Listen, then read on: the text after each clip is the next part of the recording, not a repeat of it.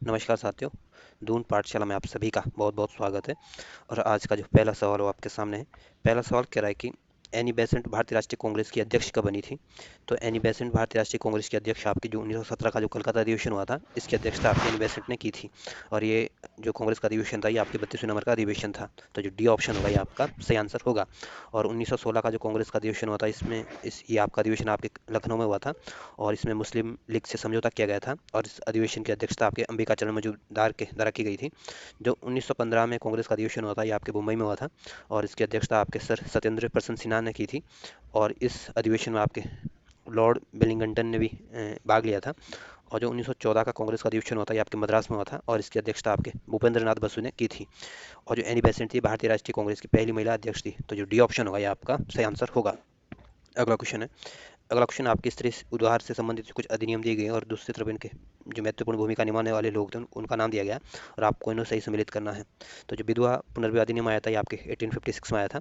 और इस हिंदू विधवा पुनर्विवाह अधिनियम लाने में ईश्वर चंद्र विद्यासागर का बहुत बड़ा योगदान रहा था। जो सिविल मैरिज एक्ट आया था, ये आपके 1872 में आया था, और इसमें केशव चंद्र सेन के प्रयासों से इस एक्ट को लाया गया था। जो सहमति वायु अधिनियम आया था, ये आपके 1891 में आया था। और इसमें इसमें बी एम मालाबारी का प्रमुख योगदान रहा था, महत्वपूर्ण योगदान रहा था। और जो बाल विवाह निरोधक अधिनियम आया था, ये आपके 1929 में आया था। और इसमें आपके हरिविलास शारदा की निगरानी में इस अधिनियम को लाया गया था।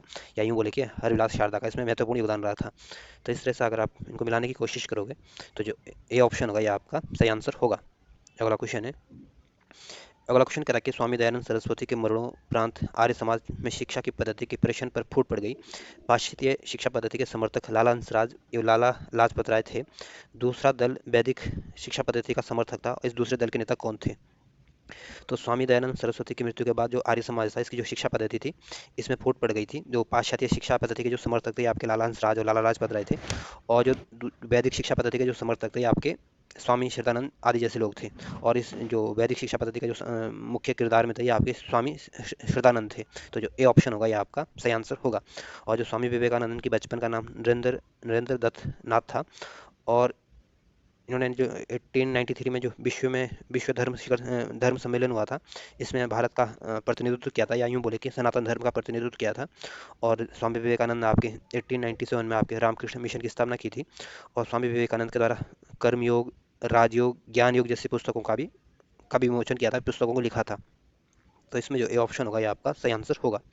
अगला क्वेश्चन है। अगला क्वेश्चन कह रहा है कि हमारे धर्म रसोई घर में है, और हमारे भगवान खाना बनाने के बर्तनों में है।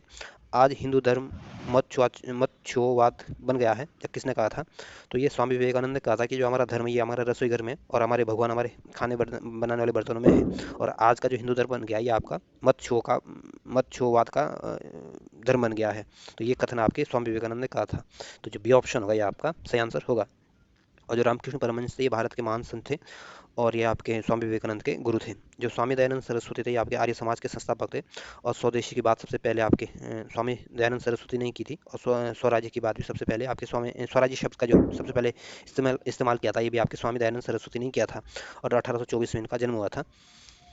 और जो स्वामी श्रद्धानंद थे, ये भी आर्य समाज से जुड़े थे। तो जो बी ऑप्शन होगा ये आपका सही आंसर होगा। अगला क्वेश्चन है। अगला क्वेश्चन कह रहा है कि आधुनिक भारत के प्रथम राष्ट्र कवि किसे माना जाता है। तो आधुनिक भारत का जो राष्ट्र कवि माना जाता है, ये आपके हेनरी बिबियन डेरियो को माना जाता है। तो जो डी ए ऑप्शन होगा ये आपका सही आंसर होगा। और इसी डेरियो ने आपके युवा बंगाल आंदोलन का भी नेतृत्व किया था, या युवा बंगाल आंदोलन को शुरू करने का श्रेय आपके हेनरी बिबियन डेरियो को जाता है। तो जो ए ऑप्शन होगा ये आपका सही आंसर होगा। और जो मैथिली शरण गुप्त है, ये आपके राष्ट्र कवि के उपनाम से प्रसिद्ध है। और जो रामधारी रामधारी सिंह दिनकर, इनको भी राष्ट्र कवि के नाम से जाना जाता है। तो ध्यान रखना, राष्ट्र कवि के नाम से दो लोगों को जाना जाता है, एक तो रामधारी सिंह दिनकर को, और दूसरा आपके मैथिली शरण गुप्त को। और भारत चंद्र हरिश्चंद्र भी आपके प्रसिद्ध लेखक थे। तो इसमें जो ए ऑप्शन होगा ये आपका सही आंसर होगा। अगला क्वेश्चन है। अगला क्वेश्चन करा कि किसने जनता को 4 सूत्री संदेश स्वधर्म स्वराज्य स्वदेश स्वभाषा दिया था। तो ये 4 सूत्रीय संदेश दिया था, ये आपके जो आर्य समाज के संस्थापक थे दयानंद सरस्वती, इन्होंने स्वधर्म की बात की थी, स्वराज्य की बात की थी, स्वदेशी की बात की थी, और स्वभाषा की बात की थी। तो ये जो 4 सिद्धांत दिए थे, ये आपके आर्य समाज ने दिए थे। इस वजह से जो बी ऑप्शन होगा ये आपका सही आंसर होगा। और ध्यान रखना, ये आर्य समाज की स्थापना आपके 1875 में आपके जो पाकिस्तान का जो लाहौर है, वहाँ पे हुई थी। जो ब्रह्म समाज है, इसकी स्थापना आपके राजा राम मोहन राय ने की थी, और ये स्थापना आपके 1828 में कलकत्ता में हुई थी। वेद समाज की स्थापना आपके 1884 में चेन्नई में की गई थी। 18 1884 में की गई थी और ये इसकी स्थापना आपके केशव चंद्र सेन और श्री धरलू नायडू के नेतृत्व में इसको स्थापित किया गया था। और जो देव समाज है इसकी स्थापना आपके 1887 में लाहौर में की गई थी और इसकी स्थापना आपके पंडित शिव नारायण अग्निहोत्री के द्वारा की गई थी। तो इसमें जो बी ऑप्शन होगा ये आपका सही आंसर होगा। अगला क्वेश्चन है।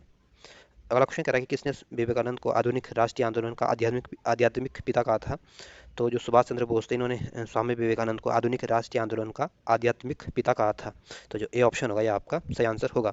और जो रविन्द्रनाथ टैगोर थे ये आपके राष्ट्र कवि थे और इन्होंने आपके बांग्लादेश के बांग्ला भाषा के प्रसिद्ध उपन्यासकार थे और इन्होंने भारत का राष्ट्रगान को लिखा है और 1913 में इनको गीतांजलि के लिए साहित्य का नोबेल पुरस्कार दिया गया था। और रविन्द्रनाथ टैगोर ने ही गांधी को सबसे पहले महात्मा कहा था। और भारत और बांग्लादेश का जो राष्ट्रगान लिखा है ये आपके टैगोर के द्वारा लिखा गया था।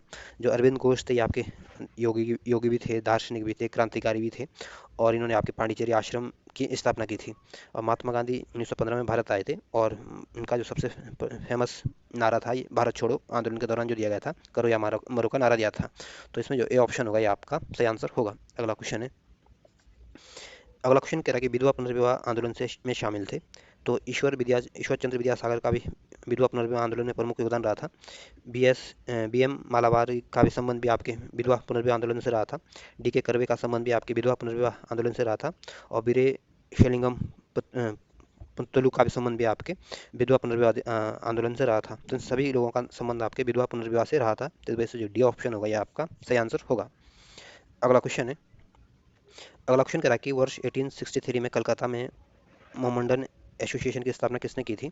तो जो मोहम्मडन एसोसिएशन की स्थापना कलकत्ता में की थी आपके अब्दुल लतीफ़ ने की थी और ये स्थापना आपके 1863 में की थी। तो जो ए ऑप्शन होगा ये आपका सही आंसर होगा। और जो सैयद अहमद खां है इन्होंने आपके अलीगढ़ में आपके मोहम्मडन एंग्लो ओरिएंटल कॉलेज की स्थापना की थी और ये स्थापना आपके 1875 में की थी। और जो इसी सैयद अहमद खान ने आपके साइंटिफिक सोसाइटी की भी स्थापना की थी 1864 में। तो जो ए ऑप्शन होगा ये आपका सही आंसर होगा। अगला क्वेश्चन है। अगला क्वेश्चन कह रहा है कि अलीगढ़ आंदोलन का स्वरूप कैसा था। तो जो अलीगढ़ आंदोलन हुआ था ये आपके शहीद अहमद खां के नेतृत्व में हुआ था। और ये आपका जो आंदोलन था ये ब्रिटिश का ये समर्थक था, कांग्रेस का विरोधी था और हिंदुओं का भी ये विरोध करते थे। तो ना तो ये आपका ब्रिटिश विरोधी था, ना ही कांग्रेस का समर्थक था, ना ही हिंदू का समर्थक था, बल्कि आपका ब्रिटिश का समर्थक था, हिंदू का विरोधी था और कांग्रेस का भी विरोधी था। तो इस वजह से जो सी ऑप्शन होगा ये आपका सही आंसर होगा। अगला क्वेश्चन है। अगला क्वेश्चन कहता है कि शिकागो विश्व धर्म पार्लियामेंट पार्लियामेंट जिसमें विवेकानंद ने भाग लिया था का आयोजन हुआ था। तो जो शिकागो में जो विश्व धर्म सम्मेलन हुआ था इसमें जो विवेकानंद ने पार्टिसिपेट किया था और ये जो सम्मेलन हुआ था ये आपके सितंबर 1893 में हुआ था। इस वजह से जो डी ऑप्शन होगा ये आपका सही आंसर होगा। अगला क्वेश्चन है। अगला क्वेश्चन आपके विवेकानंद के बारे में पूछा गया और आपको बताना कि इसमें कौन कौन से कथन सही है। ये ऑप्शन कह रहा है कि उन्होंने भेदों को अमोद माना। तो ये ऑप्शन बिल्कुल ठीक है। बी ऑप्शन कह रहा है कि उनका विश्वास था कि वेदांत पूर्ण रूप से संगत है। तो दूसरा कथन भी बिल्कुल ठीक है। तीसरा कथन कह रहा है कि उन्होंने जाति व्यवस्था की निंदा की थी। तो तीसरा कथन भी बिल्कुल ठीक है। स्वामी विवेकानंद जाति व्यवस्था के घोर विरोधी थे। डी ऑप्शन चौथा ऑप्शन कथन कह रहा है कि उन्होंने अपने देशवासियों को इस बात के लिए आलोचना की कि उन्होंने बाहरी विश्व से संपर्क छोड़ दिया है। तो चौथा कथन गलत है, ऐसी कोई आलोचना नहीं की थी। तो इसमें आपको बताना था कि कौन से कथन सही है। तो इसमें पहला दूसरा तीसरा कथन तो ठीक है, चौथा कथन गलत है। इस वजह से जो सी ऑप्शन होगा ये आपका सही आंसर होगा। अगला क्वेश्चन है। अगला क्वेश्चन कह रहा है कि भारतीय पुनर्जागरण आंदोलन के पिता कौन थे। तो जो भारतीय पुनर्जागरण आंदोलन के जो पिता माने जाते हैं ये आपके राजा राम मोहन राय को माना जाते हैं।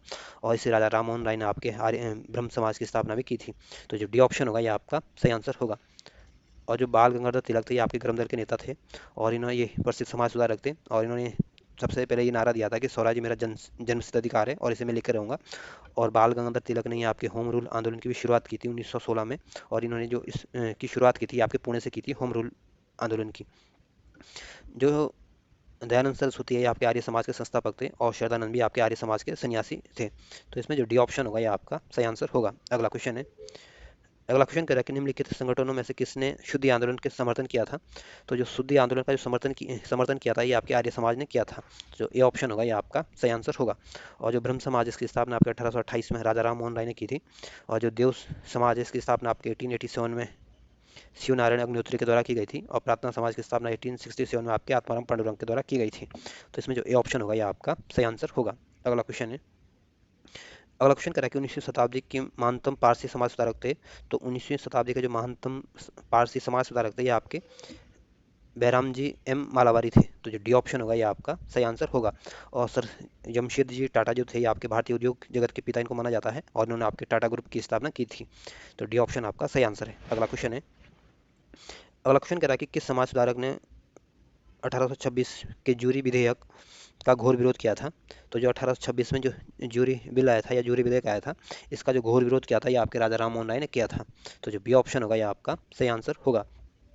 और 1856 में जो विधवा पुनर्विवाह अधिनियम आया था, इसमें आपके राजा राम मोहन राय का प्रमुख योगदान रहा था। और जो ईश्वर चंद्र विद्यासागर ये प्रसिद्ध समाज सुधारक थे, लेखक थे। और एम जी रनाडे जो थे ये भी प्रसिद्ध समाज सुधारक थे। और ये आपके जो सामाजिक सम्मेलन सामाजिक सम्मेलन जो आंदोलन के संस्थापक इनको माना जाता है। और गोविंद रानडे आपके प्रार्थना समाज से भी जुड़े हुए थे। और पुणे में इन्होंने आपके सार्वजनिक सभा की भी स्थापना की थी। तो जो बी ऑप्शन होगा ये आपका सही आंसर होगा। अगला क्वेश्चन है। अगला क्वेश्चन कह रहा है कि शारदा अधिनियम के अंतर्गत लड़कियों और लड़कों के विवाह की न्यूनतम आयु कितनी निर्धारित की गई थी। तो जो शारदा अधिनियम आया था ये आपको 1929 में आया था। और ये आपकी विवाह से संबंधित था। इसमें लड़कियों के लिए तो 14 वर्ष रखी गई थी शादी की एज, और लड़कों के लिए 18 साल रखी गई थी। तो जो बी ऑप्शन होगा ये आपका सही आंसर होगा। अगला क्वेश्चन है। अगला क्वेश्चन कह रहा है किसे भारत का प्रथम आधुनिक व्यक्ति माना जाता है। तो भारत का जो प्रथम या आधुनिक व्यक्ति माना जाता है ये आपके राजा राम मोहन राय को माना जाता है। तो सी ऑप्शन होगा ये आपका सही आंसर होगा। और जो नाना साहेब थे आपकी जो 1857 की जो क्रांति हुई थी, तो जो कानपुर का जो नेतृत्व किया था 1857 की क्रांति में, ये आपके नाना साहिब ने किया था। और इनका जो मूल नाम था ये आपका दोदू पंथ था। तो पूछ सकते हैं कि नाना साहिब के मूल नाम क्या था, तो दोदू पंथ, ध्यान रखना। और जो स्वामी विवेकानंद थे भारत के महान संत थे और भारत के प्रसिद्ध समाज सुधारक थे। और आधुनिक राष्ट्रीय आंदोलन के आध्यात्मिक पिता इनको कहा जाता है। और जो ए ओ ह्यूम थे ये आपके कांग्रेस के संस्थापक थे। और सी ऑप्शन आपका सही आंसर होगा। अगला क्वेश्चन है। अगला क्वेश्चन कह रहा है कि भारतीय स्वतंत्रता आंदोलन के दौरान राष्ट्रीय सामाजिक सम्मेलन नेशनल सोशल कॉन्फ्रेंस का गठन किया गया था। इसके गठन के लिए उत्तरदायी कारण था। तो जो आज़ादी आज़ादी आज़ादी के दौरान जो राष्ट्रीय सामाजिक सम्मेलन का जो गठन किया गया था, इसके गठन करने का सबसे प्रमुख कारण ये था कि जो कांग्रेस थी ये आपके सामाजिक अ, अपने कार्यक्रमों में सामाजिक सुधार से संबंधित जो कार्य थे इसको शामिल नहीं करना चाहती थी। इसलिए इस संगठन का स्थापित किया गया था, या इस गठन को बनाने का सुझाव दिया गया था। तो बी ऑप्शन यही कह रहा है कि भारतीय राष्ट्रीय कांग्रेस अपने कार्यक्रम में सामाजिक सुधारों को नहीं रखना चाहती थी, इसलिए प्रस्तुत उद्देश्य के लिए उनसे अलग से संगठन बनाने का सुझाव दिया था। तो इस वजह से जो बी ऑप्शन होगा ये आपका सही आंसर होगा। अगला क्वेश्चन है। अगला क्वेश्चन कह रहा है कि ब्रह्म समाज के बारे में कौन सा कथन सही है। ये ऑप्शन कह रहा है कि इसने मूर्ति पूजा का विरोध किया था। तो ये ऑप्शन बिल्कुल ठीक है। जो ब्रह्म समाज की स्थापना 1828 में राजा राम मोहन राय के द्वारा की गई थी, और इन्होंने आपकी मूर्ति पूजा के ये घोर विरोधी थे। बी ऑप्शन दूसरा कथन कह रहा है कि धार्मिक ग्रंथों की व्याख्या के लिए इसने पुरोहित वर्ग को अस्वीकारा। तो दूसरा ऑप्शन भी बिल्कुल कथन भी बिल्कुल ठीक है। जो ब्रह्म समाज था इन्होंने धार्मिक ग्रंथों की जो व्याख्या करने वाले जो पुरोहित वर्ग होता था उनको भी इन्होंने नकार दिया था। तीसरा कथन कह रहा है कि इसने इस सिद्धांत का प्रचार किया कि भेद त्रुटिहीन है। तो तीसरा कथन गलत है, इन्होंने इस टाइप का कोई प्रचार प्रसार नहीं किया था। तो इसमें पहला दूसरा कथन तो ठीक है, तीसरा कथन गलत है।